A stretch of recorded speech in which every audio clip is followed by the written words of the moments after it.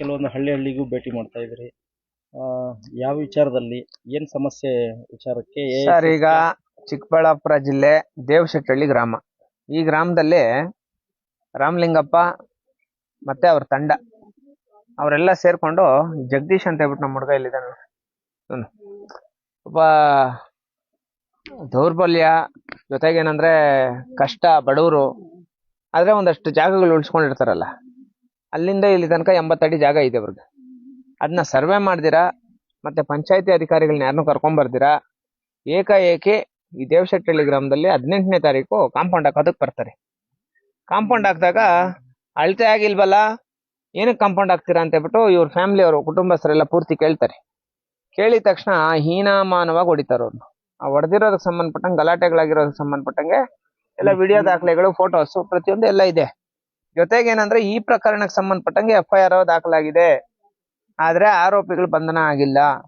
ಎಲ್ಲೋ ಒಂದ್ ಕಡೆ ನೋವಾಗುತ್ತೆ ಮನ್ಸಿಗೆ. ಯಾಕೆಂದ್ರೆ ಅಷ್ಟು ಹೀನಾಮಾನವಾಗಿ ಇವರು ಏಟುಗಳು ತಿಂದಿರೋದಲ್ದಿರಾ, JCB ನಲ್ಲಿ ಇದು ಬಂದು ಅಕ್ರಮವಾಗಿ ಪ್ರವೇಶ ಮಾಡಿರೋದಂತ ಅಲ್ದಿರಾ, ಮತ್ತೆ ಯಾವ್ದೇ ಪಂಚಾಯತಿ ಅಧಿಕಾರಿಗಳನ್ನ ಕರ್ಕೊಂಡ್ ಬರ್ದಿರಾ, ಡೈರೆಕ್ಟ್ ಆಗಿ ಬಂದು ಇವ್ರನ್ನ ಹೊಡೆದಿರೋದಲ್ದಿರಾ, ಅದಕ್ಕೆ ಸಂಬಂಧಪಟ್ಟಂಗೆ ವಿಡಿಯೋ ದಾಖಲೆಗಳಿದ್ರು, ಫೋಟೋಸ್ ಎಲ್ಲ ಇದ್ರು, ಐತಲ್ಲ ಎಲ್ಲ ಇದ್ರುನು ಇಲ್ಲಿ ತನಕ ಆರೋಪಿಗಳನ್ನ ಅರೆಸ್ಟ್ ಮಾಡದಿರೋ ಇರೋಂಥದ್ದು ಖಂಡನೀಯ. ದಯವಿಟ್ಟು ನಾನು ಪೊಲೀಸ್ ಇಲಾಖೆಗೆ ಮನವಿ ಮಾಡ್ತಾ ಇದ್ದೀನಿ. ಯಾವ ತರ ರಾಜೀವ್ ಗೌಡ ಮತ್ತೆ ಅವ್ರ ಚೆಲಗಳನ್ನ ಯಾವ ತರ ಬಂಧಿಸ್ತಿರೋ ಅದೇ ತರ ಇಲ್ಲಿ ಇರೋಂತಹ ಜಾತಿ ಭಯೋತ್ಪಾದಕರನ್ನ, ಜಾತಿ ವಿಚಾರದಲ್ಲಿ ಇವ್ರನ್ನ ದೌರ್ಜನ್ಯ ಮಾಡೋಂಥದ್ದು, ಹಣವಂತರು, ಇವ್ರ ಮೇಲೆ ದೌರ್ಜನ್ಯ ಮಾಡಿರೋಂಥವ್ರನ್ನ ಅರೆಸ್ಟ್ ಮಾಡ್ಬೇಕು. ಯಾಕಂದ್ರೆ 18ನೇ ತಾರೀಕಿಗೆ ಗಲಾಟೆಗಳಾಗೈತೆ. ಇನ್ನೇನು ಬರ್ತಾ ಇದು ತಿಂಗಳು ಮುಗಿದು ಇನ್ನೇನು ಹತ್ರ 18ನೇ ತಾರೀಕು ಬಂದ್ಬಿಡ್ತೀನಿ, ಇನ್ನೊಂದು ತಿಂಗಳು ಆಗ್ತಾ ಬರ್ತಾ ಇತ್ತು. ಇಂಥ ವಿಚಾರಗಳಲ್ಲಿ ಇವ್ರಿಗೆ ಆಗಿರೋಂಥದ್ದು ಅನ್ಯಾಯ. ದಯವಿಟ್ಟು ಅವ್ನ ಅರೆಸ್ಟ್ ಮಾಡ್ಬೇಕು ಅಂತ ಹೇಳ್ಬಿಟ್ಟು ಈ ಮೂಲಕ ಮನವಿ ಮಾಡ್ತಾ ಇದ್ದೀನಿ.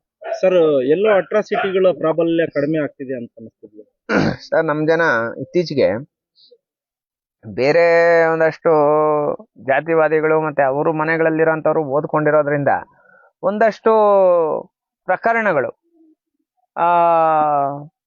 ಏನಾಗ್ತಾ ಇದೆ, ನಿಜವಾಗ್ಲೂ ಯಾರ ಮೇಲೆ ಹಲ್ಲೆ ಆಗ್ತೈತಿ ಅಂತದ್ದು ಸಂಬಂಧಪಟ್ಟಂಗೆ, ಆದ್ರೆ ನಿಜವಾಗ್ಲೂ ಹಲ್ಲೆ ಆಗಿರೋಂಥ ಪ್ರಕರಣಗಳಿಗೆ ಸಂಬಂಧಪಟ್ಟಂಗೆ ನ್ಯಾಯ ದೊರಕ್ತಾ ಇಲ್ಲ ಅನ್ನೋದು ಖಂಡನೀಯ. ಮತ್ತೆ ಒಂದಷ್ಟು ಕಡೆ ಸುಧಾರಿತ ಆಗೈತಿ, ಯಾವ್ದು ಸೆನ್ಸಿಟಿವ್ ಏರಿಯಾಸ್ ಐತೆ ಒಂದಷ್ಟು ಕಡೆ ಸುಧಾರಿತ ಆಗೈತಿ. ಆದ್ರೆ ನಮ್ಗೆ ನೋವಾಗೋದು, ನಮ್ಗೆ ಬೇಜಾರಾಗೋದೇನಂದ್ರೆ ಇಂಥ ಅಮಾಯಕರನ್ನ ಇಟ್ಕೊಂಡು ಹೊಡೆದಾಕಿದ್ರು ಅದಕ್ಕೆ ಸಂಬಂಧಪಟ್ಟಂಗೆ ಎಲ್ಲಾ ದಾಖಲೆಗಳಿದ್ರು, FIR ಆಗಿದ್ರು, ಎಲ್ಲ ಆಗಿದ್ರು ಯಾಕೆ ಆರೋಪಿಗಳು ಬಂಧನ ಆಗಿಲ್ಲ ಅಲ್ವಾ? ಇದು ಬಂದಿರೋಂಥ ಪ್ರಶ್ನೆ. ಯಾವುದೇ ಕಾರಣಕ್ಕೂ ಸುಮ್ಮನೆ ಬಿಡೋಂಥದ್ದಿಲ್ಲ. ದಯವಿಟ್ಟು ಇವ್ರ ವಿಚಾರದಲ್ಲಿ ನೀವು ಕ್ರಮ ಕೈಗೊಂಡು ಒಂದಷ್ಟು ನ್ಯಾಯ ಕೊಡಿಸಿದ್ರೆ ಎಲ್ಲರಿಗೂ ಇಂಥ ಬಡವರಿಗೆ ನ್ಯಾಯ ಸಿಗುತ್ತೆ. ಇಲ್ವಾದಲ್ಲಿ ನಾವು ಹಂತವಾಗಿ ಹೋರಾಟ ಮಾಡೇ ಮಾಡ್ತೀವಿ. ಒಂದು ಠಾಣೆನೇ ತೆರೆದಿದೆ, ಅವ್ರು ಯಾಕೆ ಮೀನಾಮೇಷ ಎಣಿಸ್ತಿದ್ದಾರೆ? ಮತ್ತೆ ಇವ್ರು ಕೊಟ್ಟಂತ ದೂರಿಗೆ ಪ್ರಬಲವಾಗಿರ್ತಕ್ಕಂಥ ಒಂದು ಆಕ್ಟ್ಗಳನ್ನ ಯಾಕೆ ಸೇರಿಸ್ದಿರಾ? ಒಂಥರ ಸರ್, ಅಟ್ರಾಸಿಟಿ ಕಾಯ್ದೆ ಹಾವ್ ತರ ಮಾಡ್ತಾ ಇದಾರೆ.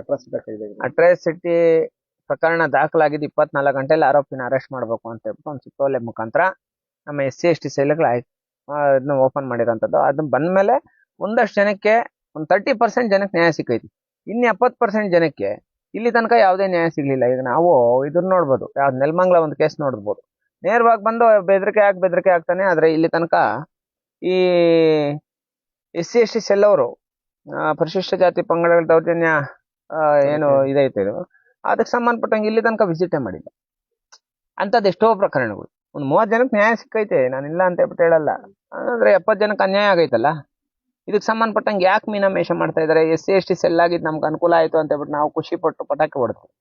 ಆದ್ರೆ ಇವಾಗ ನೋಡಿದ್ರೆ ಇವೆಲ್ಲ ಆಗ್ತೈತಲ್ಲ, ನೋವಾಗ್ತಾ ಇದೆ ಸರ್. ಇದ್ರ ವಿರುದ್ಧ ನೀವು ಯಾವ ರೀತಿ ಕ್ರಮ? ಸರ್, ಹಂತವಾಗಿ ಮಾಡೇ ಮಾಡ್ತೀವಿ ಸರ್. ಈಗ ನಮ್ಗೆ ಹೋರಾಟ ಬಿಟ್ರೆ ಬೇರೆ ಏನ್ ದಾರಿ ಇಲ್ಲ. ಈಗ ಈ ಹುಡುಗನ ಹೊಡೆದ್ ಸಾಯ್ಸಾಕಿದ್ರು ಅಷ್ಟೇನೆ. ಇನ್ನೊಂದು 4-5 ದಿನ ಅವರು ಎಲ್ಲ ಬರ್ತಾ ಇದ್ರು, ಎಲ್ಲ ನೋಡ್ಕೊಂತ ಇದ್ರು. ಈಗ ಅಂತ ಕಂಬಾಲ್ಪಲ್ಲಿ 7 ಜನ ಸತ್ತಾಗ್ಲೇನೆ ಆರೋಪಿಗಳು ಆರಾಮಾಗಿ ರಾಜಾರೋಷವಾಗಿ ಓಡಾಡ್ಕೊಂಡಿದ್ದಾರೆ. ಅವ್ರಿಗೆ ಅದೇ ಧೈರ್ಯ. ಇದೇ ಕಾನೂನಲ್ಲಿ ನಾವು ತಪ್ಪಿಸ್ಕೊಳ್ಬೋದಲ್ಲ. ಅಂದ್ರೆ ಕಾನೂನು ಅಷ್ಟೊಂದು ತಪ್ಪು ಮಾಡಿರೋರ ವಿರುದ್ಧವಾಗಿ ಅಷ್ಟೊಂದು ಕಠಿಣವಾಗಿದ್ರು ಕಾನೂನನ್ನ ಪರಿಪಾಲನೆ ಮಾಡೋಂಥ ವ್ಯಕ್ತಿಗಳು ಕೆಲವರು ಒಂದಷ್ಟು ರಾಜಕೀಯಕ್ಕೆ ಅವರ ಒಂದು ಇವುಗಳಿಗೆ ಒಳಗಾಗಿ ಇಂಥವ್ರಿಗೆ ಮೋಸ ಮಾಡ್ತಾ ಇರೋಂಥ ತಪ್ಪು.